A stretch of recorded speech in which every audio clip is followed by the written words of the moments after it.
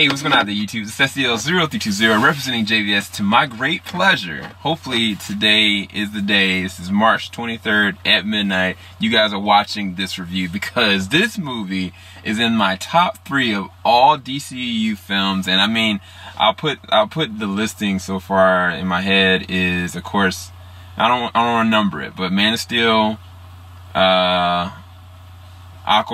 and then this.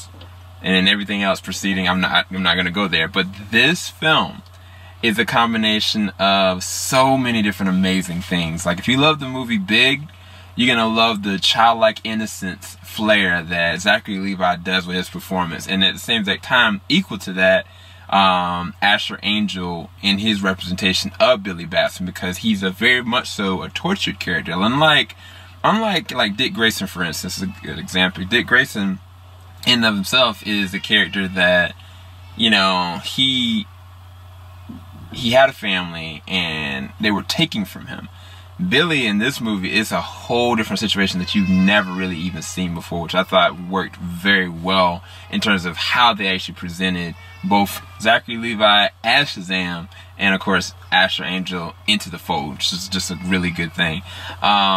And just to let you guys know, small disclaimer, at a certain point, I'm going to do like this, Shazam, and then we're going to go into some spoiler territories. I'm going to be really quick with the spoilers, but I have to talk about them because it's just way too much meat to not to do that. One of the things that I loved about this is the way they utilize his powers. His powers is literally like a parody of Superman in so many different regards. But the thing about how Zachary Levi portrays it, like he's got the physical prowess, like it really does look like he is filled out in this actual suit.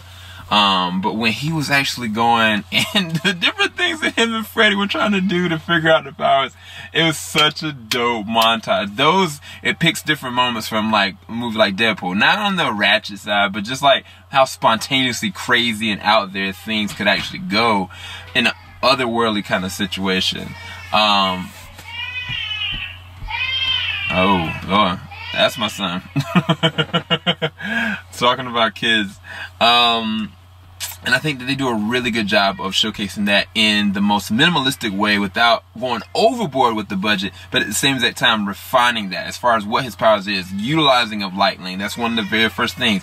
When Billy Batson actually transforms into Shazam, this is one shot when he actually jumps off a building and just like transforms is really dope. One thing I didn't like sometimes was that like I felt like he was consistently changing back and forth, but it makes sense because I mean he hasn't refined himself. He hasn't really got everything together yet, and so now you know, progressionally he knows how to use it on the fly, and it gets progressionally really well. But then you got the innocent side of like this feeling of the Goonies in the family, and I don't want to say what kind of family. I'll talk about that a little bit later on, but hopefully I can get most of these names right. You got Darla, who's the cutest little girl, like so innocent with her foggy glasses, so cute. You got, of course, Freddy, who's like the super nerd, supermax nerd, that he basically knows everything about, you know, Batman, Aquaman, Superman, Flash. I think I saw him have a shirt for everybody but the Flash, and he even had a dope Wonder Woman shirt that I think I've never even seen before. But the actor that plays him, he also was in It, and he did an amazing standout performance in that as well. So I think that he was definitely one of the standouts in this film, and that was Jack Dylan Grazer. He did such a really good job, in all honesty. Then you've got Mary, who is kind of like the older sister of the group. Who else? I don't want to sit there and give too much away. You got Eugene, who's like kind of like the techie Asian nerd guy, and he's just so like in his own headspace. You know, he's definitely an introvert, but at the same time he's really outgoing. Who else? I feel like I'm gonna miss everybody. Pedro, I couldn't pick Pedro, to be quite honest with you, but he was such a lovable character. But I know I'm missing one other person, or is that everybody? No, I guess that's everybody. But either way, when Billy goes and interacts with them, that's when you got this feeling of the Goonies, because you know, Goonies always stay together, you know what I'm saying? And it's kind of like Billy is a fish out of water. Like, when you first get introduced to Billy, like, Billy's doing some devious stuff. And at the same exact time, the writing in this is smart, because most times you have, like, a kid that does devious stuff. He's just a super genius, you know what I'm saying? Billy does stuff, he's smart, but he still catches himself off guard because he does things that how a child would handle them. Like, there was one situation, he was sitting there going to do something, it's like, he said something on like, oh, oops, I gotta go. But the humor in this is so natural, it's so progressional, because it takes the fold literally of a fish out of water. Like, there's even shots that kind of like pan out, and it's like, it's really just focused on Shazam, it's really just focused on Billy, and it's really like moments where he's just alone. And that's how, you know, kids would feel like in a situation like this. Like, it feels like the world is just getting way too big really quick. And that's one of the things I loved about the big movie that Tom Hanks portrayed, was when he kind of was just like, I want to go home. He was crying to himself. Like, he was just, you know, he felt that loneliness, you know what I'm saying? And I think that they embodied that in how they defined Billy for this one. There is a wizard. I don't want to sit there and go into it, but your boy from Amistad, he does a decent wizard, but I really feel like they should have kept the original casting. And I believe the guy that they were originally casted for that was Ron, what was his name? Ron Sifa Jones. The problem is, I think he had a contractual obligation to Venom, so he couldn't be in, but I think that he would have fit that a little bit better, personally. What else can I say? Ooh, Mark Strong. Ooh, they did such a good job with him, because Dr. Silva, I didn't know anything about it. And shout out to you, my man, David Bearcart from the Washington Post, that gave me some really good references of the Jess Johns run and some other things that I think that I'm gonna go and dive back into a little bit later on. But yeah, it was it's some crazy stuff that how they do from a mythological standpoint of how Dr. Silva gets his powers, his origin, and they made him sympathetic. Like, they made him sympathetic, but at the same time, like, you are a messed up individual. Specifically, some things that happen with his family. And I was kind of just like, this is rough. And that goes as a really good segue to kind of end this off. There are so many different hidden gems in this movie that I will talk about in a second. But this tone is so, sometimes, really dark. And I mean, like, Voldemort, Harry Potter dark.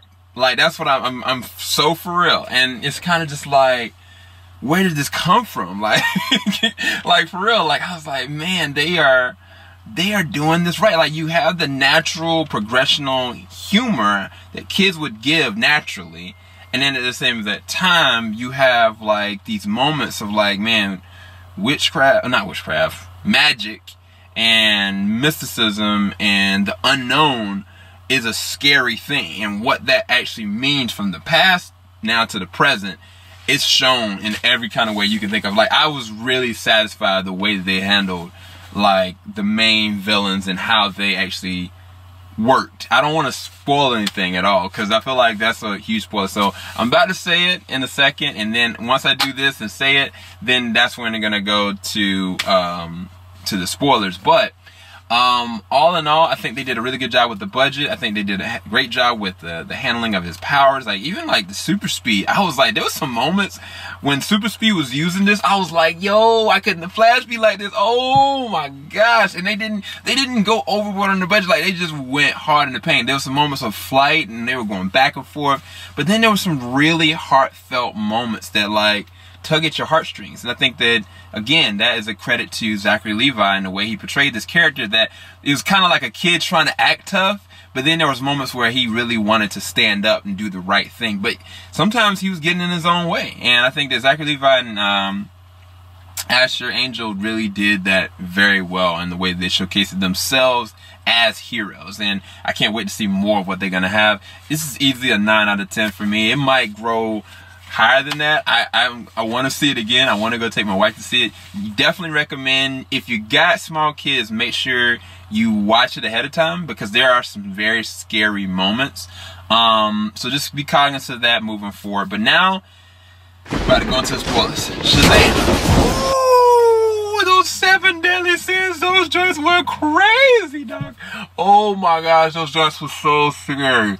Like, for real, when the Wizard was sitting there talking with like a younger, you know, Dr. Silver, and I was like, yo, Wizard, you're such a douchebag. Because he was sitting there telling this man, like, you're not worthy. Like, what do you think that's going to do psychologically to a kid? And not just that, like, the fact that the Wizard, you know, did this spell because he was out of desperation. All these other people are, like, put into a situation of almost paralysis because they saw this happen, but they can't really prove it. And I was just like, that's not good. Like, that's messing people up psychologically. And this man is a byproduct of what happened. Like, it's kind of like, even if he was, like, you know, not worthy to be this or that, like, he already had his own problems, and that just really magnified it to the point that by the time we see Dr. Silver again, he's, like, obsessed with trying to get back. And when he gets back, yo, when he first got into the door panel, and the girl was, like, sitting there, touched it, and she vaporized, and he was just like, oh, interesting. I was like, bruh, she just died. Like, I was like, that's when you start seeing some dark stuff. But even before that, when they were tempting him, I was like, this is some dark stuff. Like, kids don't even see this. When Dr. Silver was going up against, like, nah, not even that. When he went to the court area to meet his dad, and shout out to my man John Glover, shout out to Lionel Luther. I loved it. He was such a great addition to this, and it was a great plus, because when this man, his brother kind of stood up and was like, man, you need to go, you need to leave. He's like, what are you gonna do? And he just threw his tail out the window. I was like, oh my gosh. And then they just proceeded to dismantle everybody. Like, he just, like, one dude got his head bit off. Like, nothing. It was bad, bro. Like, for real. Like, those things really got unleashed on the world. I don't know what would, man. Anyway, suffice to say, that was dark. That was messed up. I'm not gonna go through everything. The Shazam family. Yes!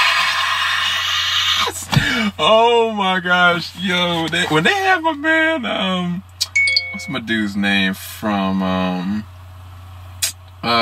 he wasn't in, yeah, he was in, Riverdale first season, but then he ended up on 13 Reasons Why. Asian dude, he ended up playing the role of Eugene. I was like, that's so dope. He said, hello. Then they had Megan Good playing Darla, and she played it to a T. Like, I was like, yes, that is how you do it. And like, her use of super speed, oh, it was so lit. And then the role of Freddy was my boy from the OC. I was like, yes. He played, like, matter of fact, the thing about it is, like, it's perfect casting, because if any other person would have played that, I think that Brody was the perfect fit for that character, like, older. And it's kind of just like, how they're gonna deal with this part 2. I felt the same as that way, that this was all perfect casting. But when they showed up and when he had the staff, I was like, are they really about to do this? And it sucks, because I knew that they had talked about it, because somebody had said something about some toys or something like that.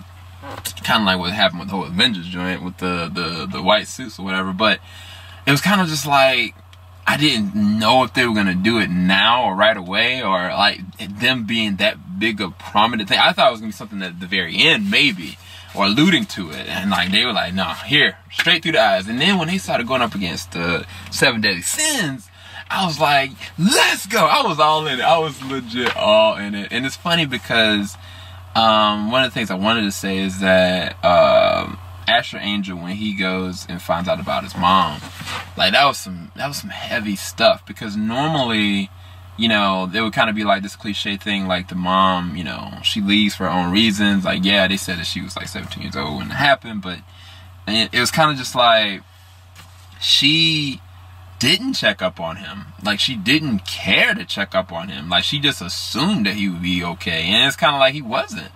Like, he wasn't okay at all. And it's so heavy. And it's kind of just like, imagine if he would have found her before he found his family. Because if he would have found her and this would have been what he found, like, I don't know how Billy would have survived that. You know what I'm saying? I think he would have went down this very dark path.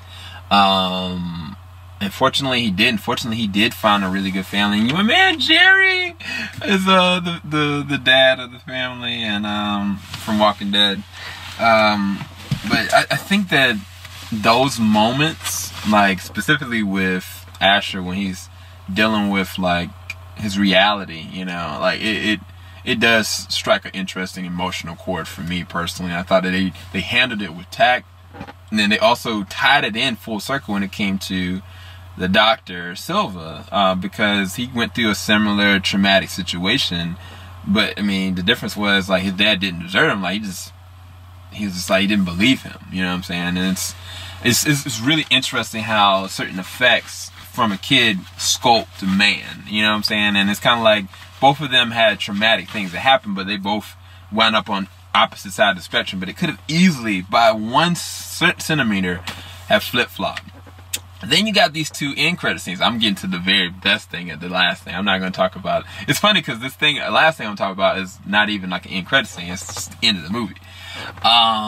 End credit scene, I didn't know what the heck that was. I was like, what the flip is this talking, walkie-talkie centipede? And it's like, it was weird because I saw Centipede in the very beginning of the movie when the wizard was younger. But, I mean, yo, man, those deaths were some dark deaths.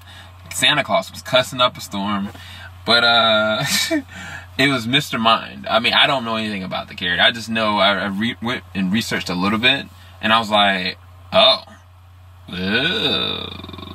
that's interesting. Ooh, I didn't even go. The second post-credit scene, it was just a Aquaman back reference, parody back reference. And the funny thing about that, it was kind of just like, they put this in the trailer that came out on the 13th, which I thought that was dumb. I really did think that was really dumb. But when the wizard was talking to Billy, when he was basically desperate, he was like, "You're my only hope," and he kind of was like talking about how the 7 deadly sins came to be taken out, and it basically showed a silhouette of Black Adam letting the 7 deadly sins out. Now, Billy doesn't know why, you know, Black Adam did that, and that's going to be the most compelling part of a prequel film for Dwayne "The Rock" Johnson. So, technically, Black Adam was in this movie through a silhouette, but they didn't really go into that. They didn't even name drop him, and if you didn't pay attention, you would have missed it. So I thought that was really dope. The fact that, because that's why I'm saying, like, the things that they did give me, it's kind of like, it pleased me. You know what I'm saying? Like, I felt like, man, that's one thing I would have liked to have seen, and they gave it to me. And then last but not least, your boy, there was a running joke where Freddy was, like, just getting bullied, man. It was really some jerk guys that was just keep on going at him. And he basically kind of, like, told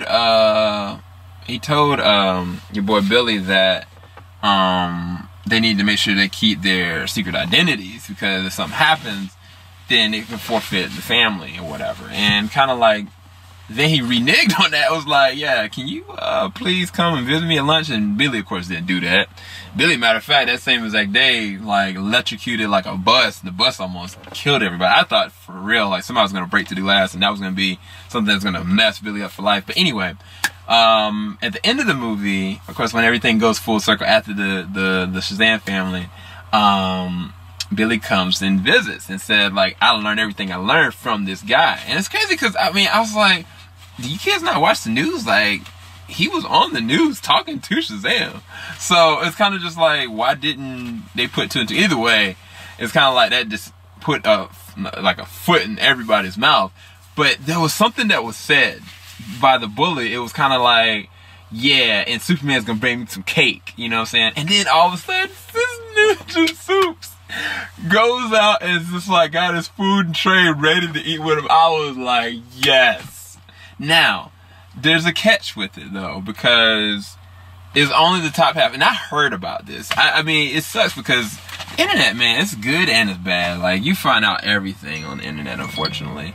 And so when when I heard about it, I was kind of like, this bums me out. But when in context, in hindsight, watching it, it was dope. It was actually really dope. And I think it would have been better if they would have shown Henry Cavill's face, or if Henry Cavill was able to film that, especially in suit. I think that would have made everybody freak out and flip out. And I think that Warner Bros. Did that intentionally because they don't want to uphold that contractual agreement that I think that Henry's trying to petition for.